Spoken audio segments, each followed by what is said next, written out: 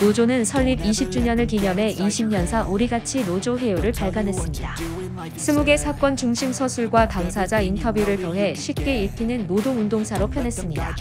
조합원들과 함께 기념하는 20주년을 만들기 위해 조합원이 직접 참여하는 사업을 연중 진행하고 20주년 기념대회에서 시상했습니다. 노조 창립일인 10월 29일 20년사 북콘서트와 20주년 기념대회를 진행하여 화성식 콘노조 지도위원, 전 위원장들과 함께 사진전과 연표 전시 등을 배치해 노조 역사를 다양하고 입체적으로 조명했습니다.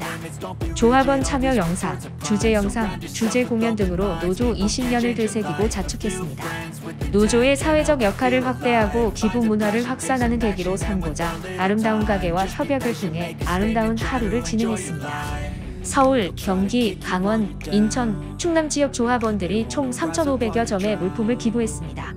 산별 교섭 체계를 구축하기 위해 2024년에도 대각선 교섭 원칙이 제시됐습니다.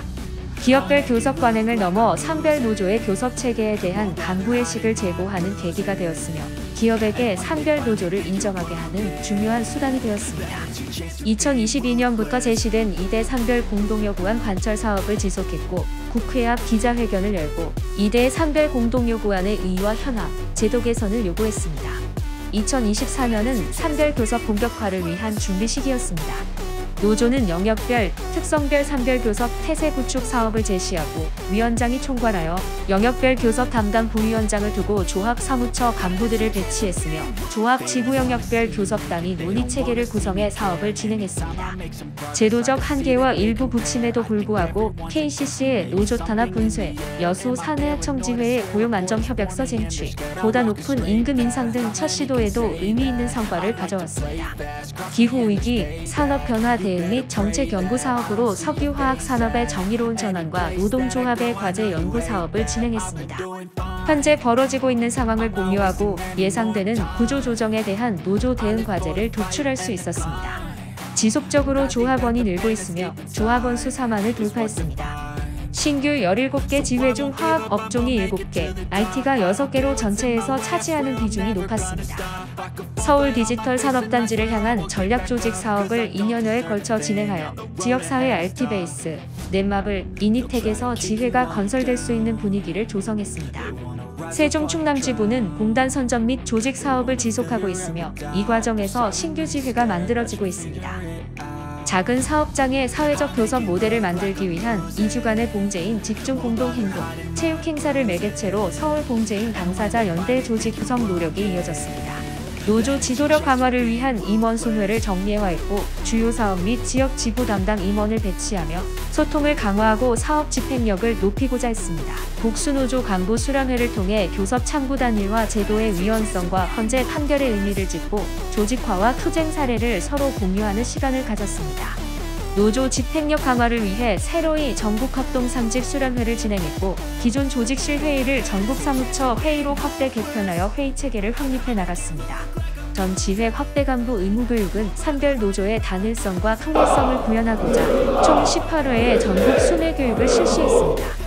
전 조합원 의무교육과 전 조합원 의무교육 위한 진행자 교육, 신임지회장 의무교육 등을 진행하며 기본 교육체계가 자리잡도록 했으며 특히 교육위원회를 출범시키면서 산별 교육 시스템을 구축하기 위한 기반을 닦았습니다. 노안보위 전국대회, 교육활동가 대회, 선동학교, 선전홍보학교를 이어가며 간부들을 육성하고자 했습니다. 특히 제1회 여성활동가대회를 통해 여성들의 간부활동 확대를 위한 토론을 진행했습니다. 노조는 2024년을 노동자시민 건강권 사업 강화의 해로 규정하고 중대재해 대응체계와 화학물질 감시체계 구축을 목표로 했습니다. 중대재해 예방을 위한 제2회 6대 현장 개선 사업 모범 사례 발표대회 개최, 중대재해 발생 시 공동 대응은 계획대로 집행했고 화학물질 감시단체 건강과 생명을 지키는 사람들 전국 체계를 완성했습니다. 2024년은 윤석열 정권의 회계 공시, 규약 시정 명령, 타임오프 기획 감독 등 자주적 노동조합을 뿌리부터 흔들려 하는 책동에 맞선 한 해였습니다.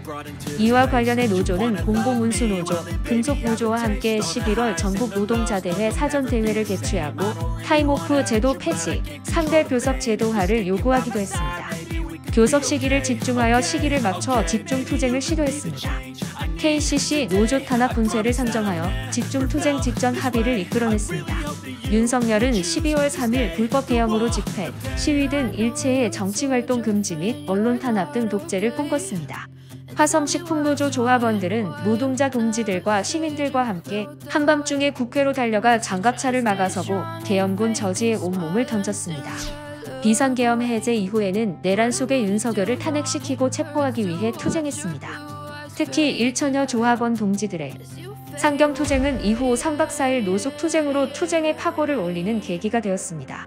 남태령 개척과 한강진을 사수하기 위한 투쟁 등 화성식품노조는 윤석열 탄핵 국면마다 광장에서의 민주주의 회복과 일터에서의 민주주의 확립을 위해 노동자, 시민이 연대의 정을 나눴습니다. 2025년 2월 현재에도 내란 속의 윤석열 탄핵을 위한 투쟁은 이어지고 있습니다. 화성식품노조 노동자들은 마침내 탄핵을 이뤄내고 노동중심 사회 대개혁을 이뤄내기 위해 힘차게 투쟁할 것입니다. 2024년 한 해를 열심히 살아오신 조합원 동지들 고생하셨습니다. 자랑스럽습니다.